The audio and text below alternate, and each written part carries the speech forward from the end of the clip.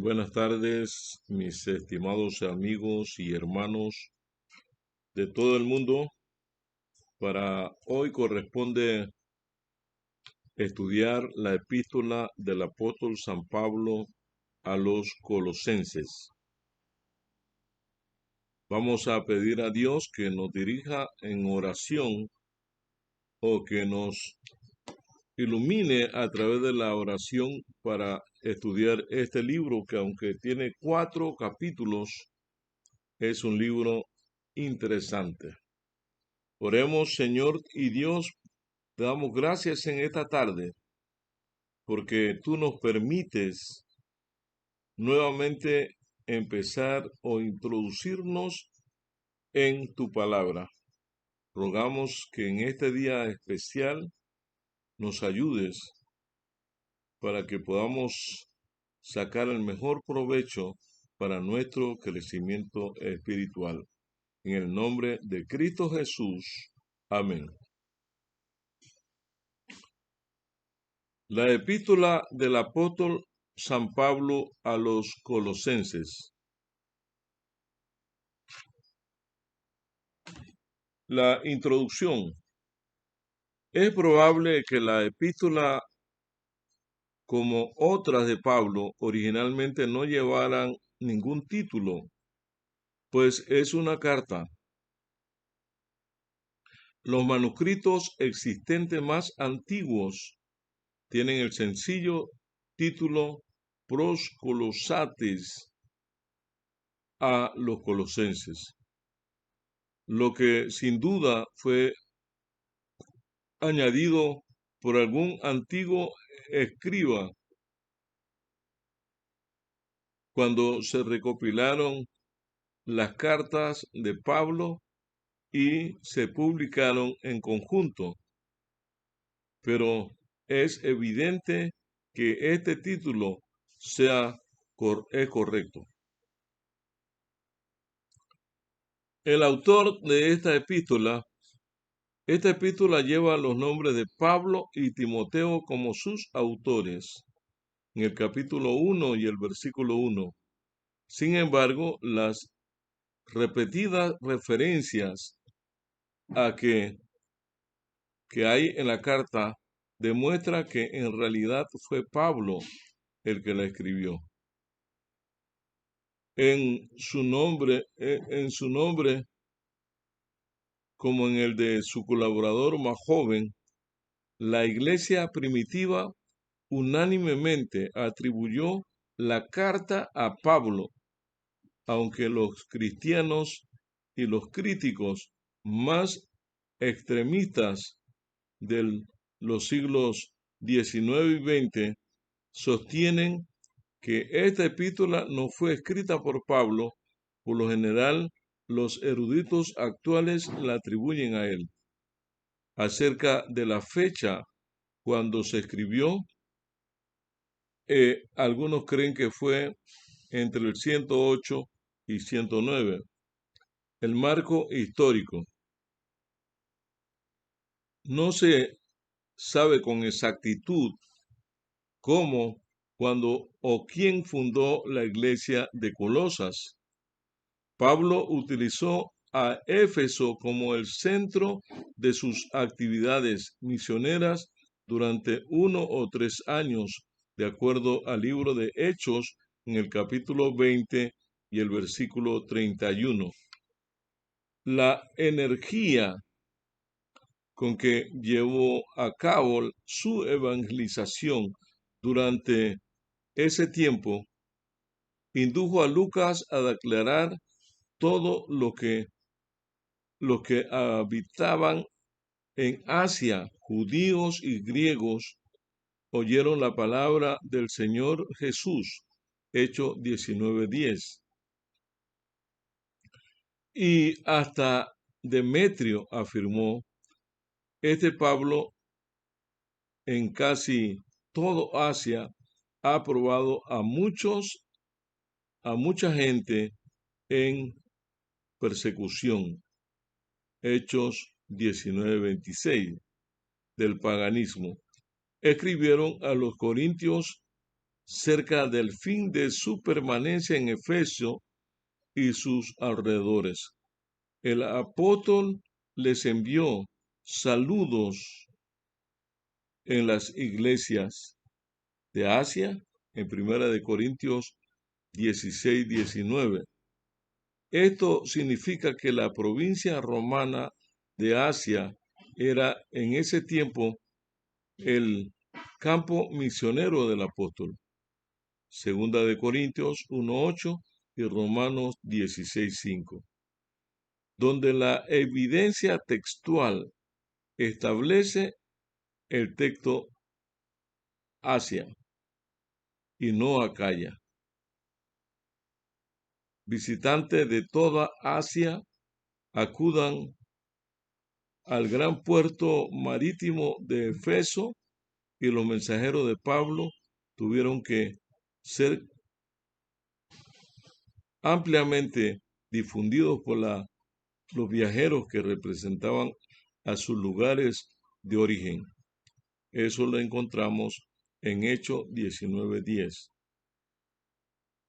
De esa manera, dos ciudadanos de Colosas, llamado uno Epafras, en Colosenses 4:12, y Filemón en el capítulo 1, 10 y 11, Colosenses 4:9, quizás oyeron las buenas nuevas de la salvación junto con otros, pudieron haber llevado el evangelio a sus ciudadanos o conciudadanos.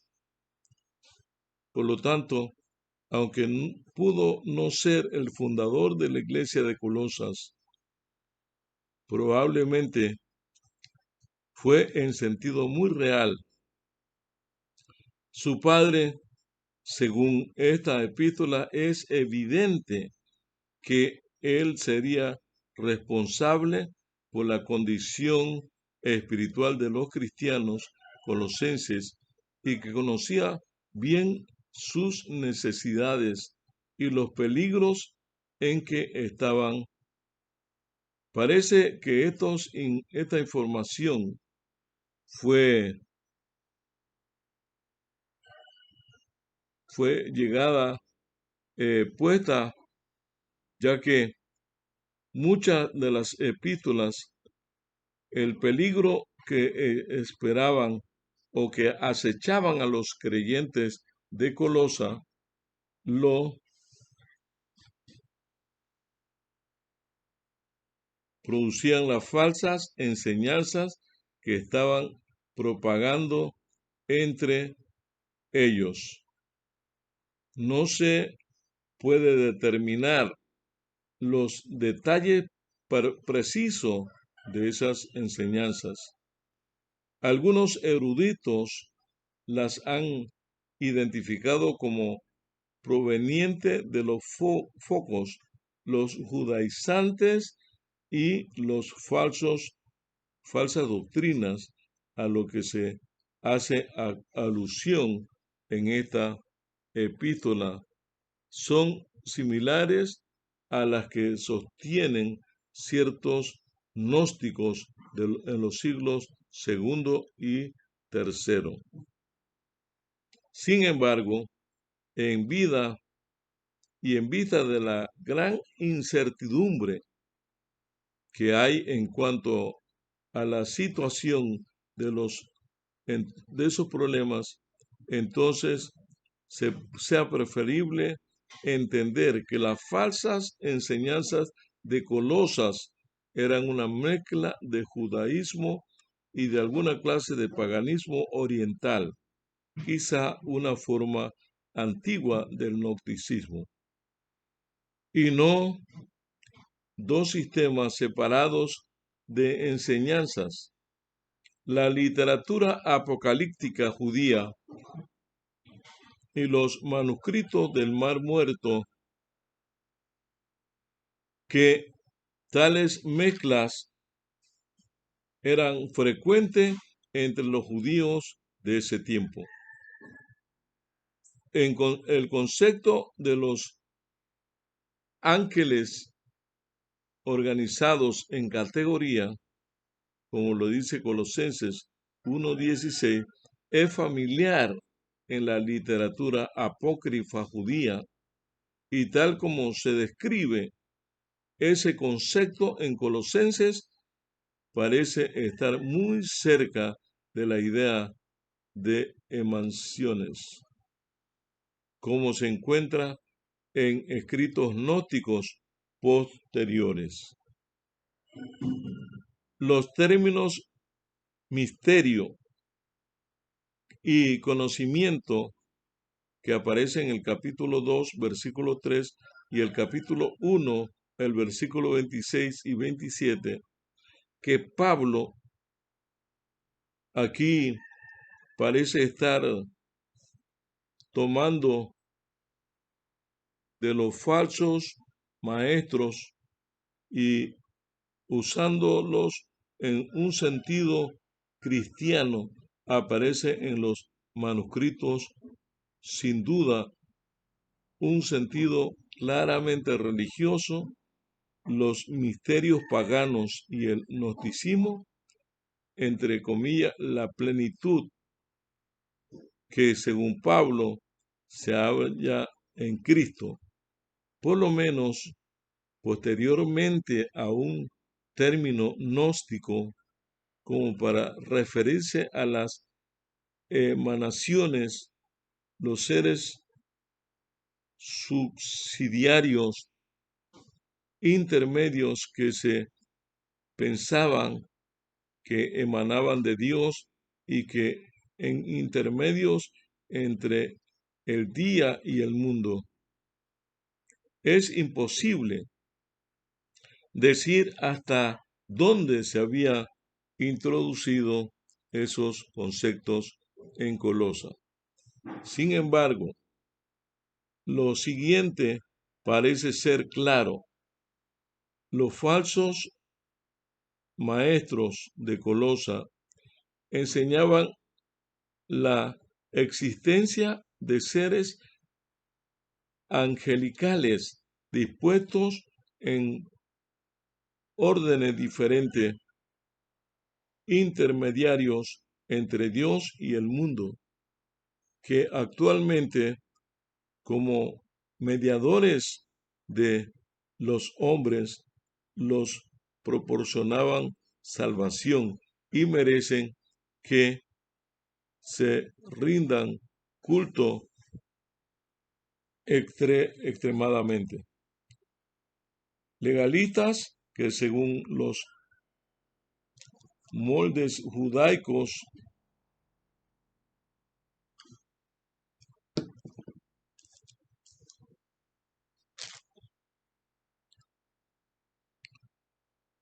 y ponían énfasis en la circuncisión, en tabúes, en asuntos de comidas y bebidas, y observaban observancia de festividades. Pablo escribió la epístola a los colosenses para atacar tales enseñanzas. Esta epístola fue redactada sin duda en Roma alrededor del año 62 después de Cristo, durante el primer encarcelamiento del apóstol San Pablo. Vamos a encontrar el tema de la epístola. En la epístola a los colosenses se expresa enfáticamente contra la herejía prevaleciente en la iglesia.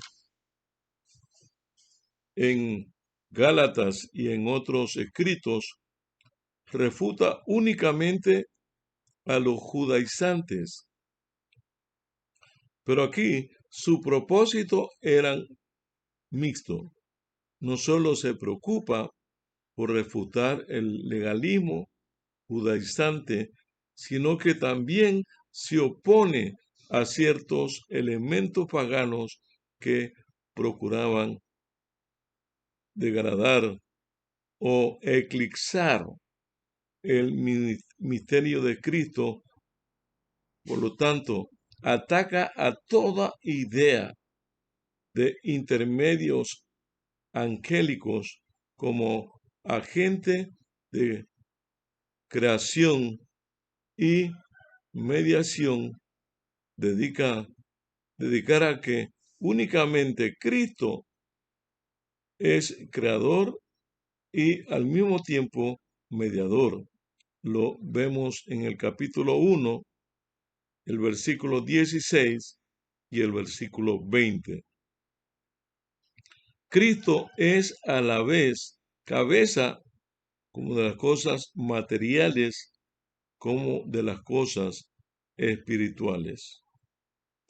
En el capítulo 1, el versículo 2 y el capítulo 2, en el capítulo 1, el versículo 18 y el capítulo 2, el versículo 19. En él no hay ninguna dualidad. Jesús está por encima de todo y por él subsisten todas las cosas. Es Dios, como lo menciona en el versículo 15. En él mora la plenitud. El versículo 19 no necesita ser subordinado o emanaciones. Pablo asegura que en Cristo están todos los tesoros de la sabiduría y conocimiento. Capítulo 2, versículo 3. El misterio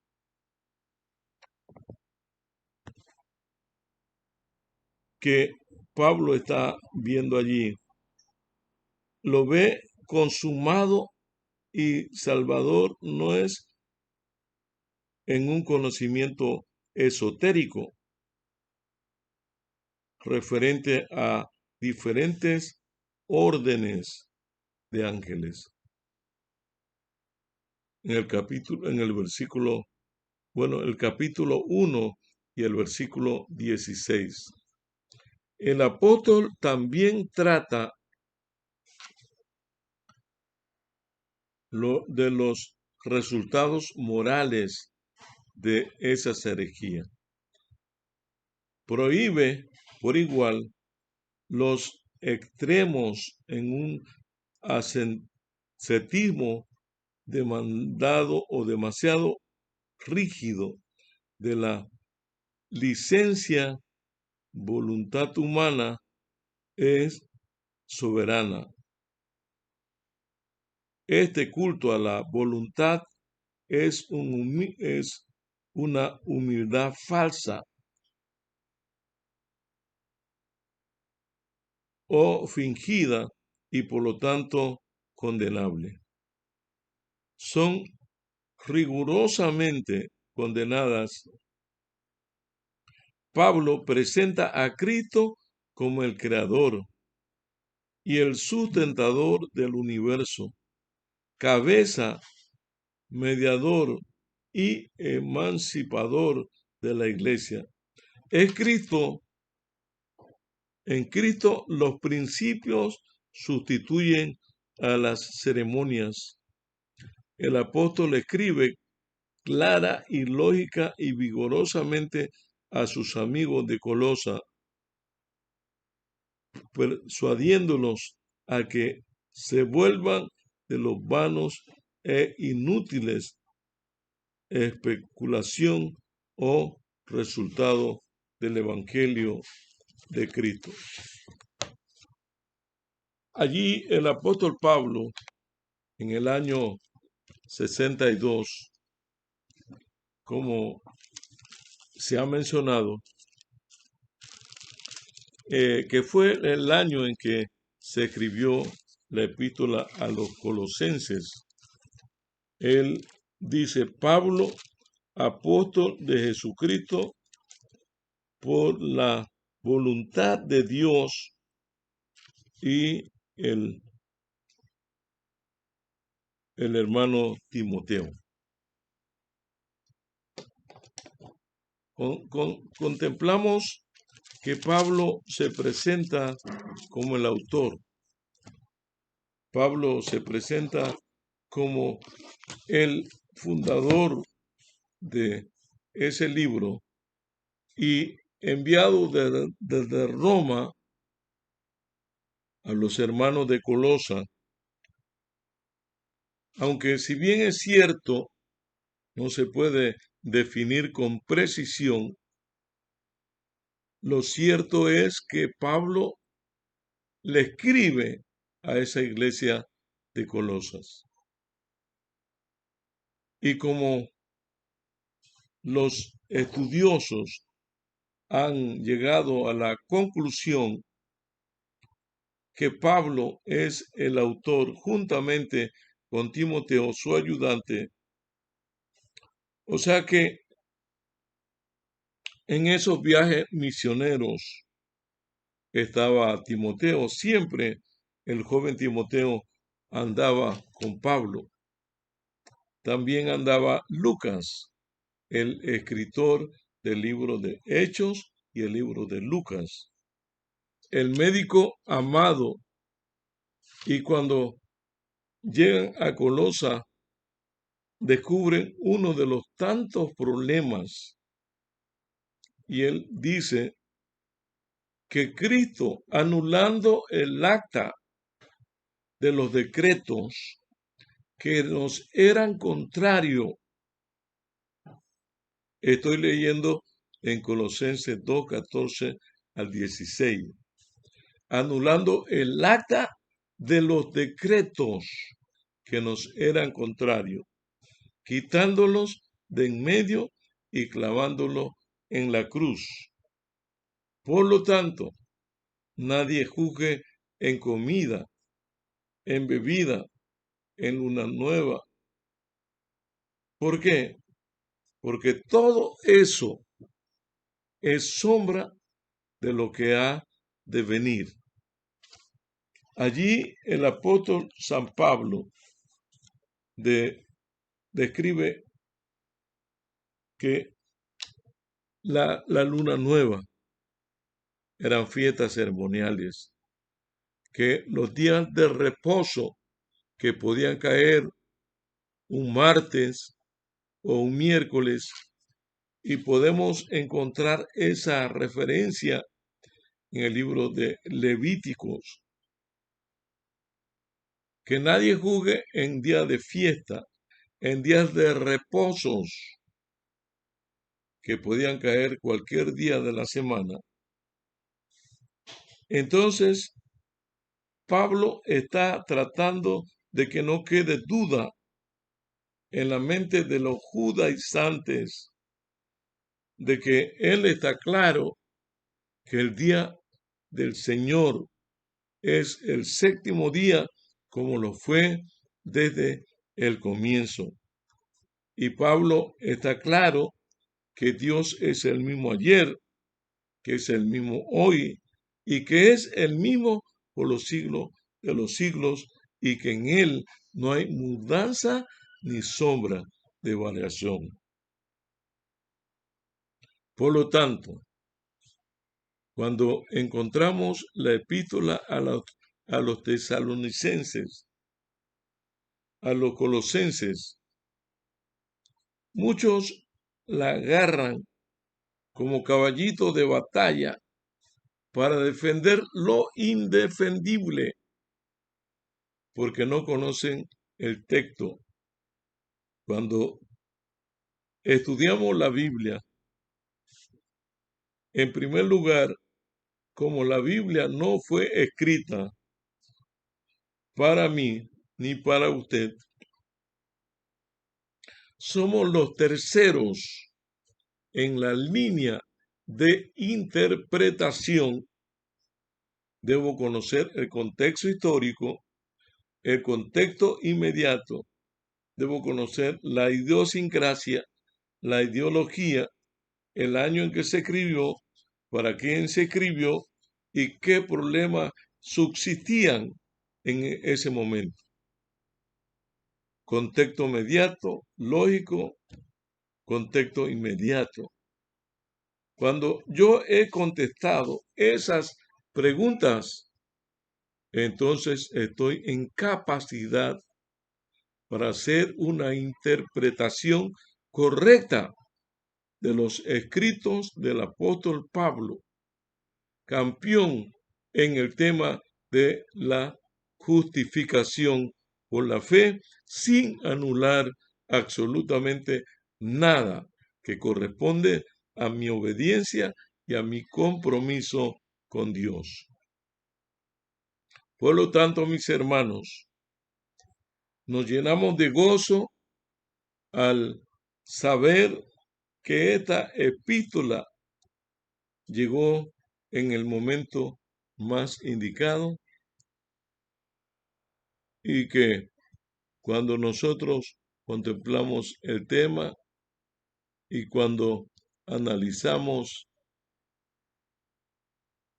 el marco histórico y el autor, juntamente con el título, no cabe duda que la Iglesia aceptó esta carta del apóstol Pablo como su autoría y que fue incluida dentro del canon y que otros libros no fueron incluidos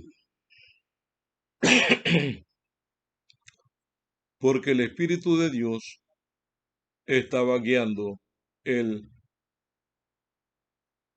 lo que se llama la ley o lo que se llama la Biblia del Antiguo y el Nuevo Testamento. Mis hermanos, al haber analizado esta epístola interesante a los colosenses, solamente nos corresponde responder a el llamado y a la invitación que nos hace Dios de aceptar la Biblia como única regla de fe y práctica para el cristiano. Que la inspiración está por encima de la lógica y el racionamiento humano. Y cuando tomamos la Biblia de ese punto de vista, no hay problema cuando entramos al círculo hermenéutico. No saldremos hasta entender el fondo del asunto para nuestra edificación y para muy pronto encontrarnos con ese Jesús en gloria, poder y majestad y vivir con Él por toda la eternidad. La pregunta es, ¿cuántos quieren orar conmigo para que las bendiciones de Dios sean derramadas abundantemente en nuestras vidas? Oremos. Querido Padre Celestial, te damos gracias infinitas en esta tarde por este día maravilloso que tú nos has dado, porque nos permitiste reunirnos con nuestros hermanos de diferentes partes de Panamá, porque nos gozamos en tu presencia y en tu palabra. Ayúdanos, Señor, a buscarte constantemente de todo corazón y que tu palabra sea un deleite, sea de gozo y de alegría.